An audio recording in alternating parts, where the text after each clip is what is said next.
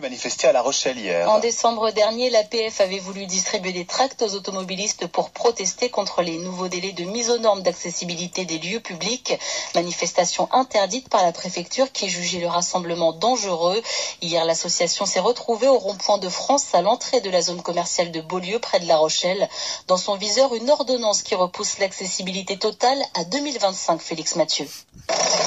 Bonjour, c'est pour le recul de la loi sur l'accessibilité. Ils sont une cinquantaine au bord de la route, pour beaucoup en fauteuil roulant, à distribuer des tracts aux automobilistes. Ça fait 40 ans qu'on attend la France accessible, on nous en met pratiquement 10 ans de plus. L'accessibilité partout en France, on devait y arriver en 2015. Devant le retard accumulé, une ordonnance repousse le délai à 3 ans pour les établissements recevant du public, 10 ans pour les transports.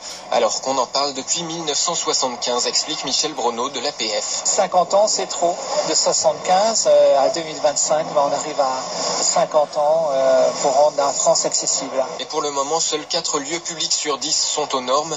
Sylvie de Marennes ne peut pas marcher à cause d'une maladie héréditaire dont souffre aussi son fils. Lorsque je me rends en ville, donc pour aller à ma pharmacie ou si je dois me déplacer jusqu'à la grande surface, régulièrement je suis obligée de prendre la route qui est dangereuse, mais je n'ai pas d'accès sur les trottoirs ou parfois je rentre. Je peux passer sur un trottoir 200-300 mètres au bout.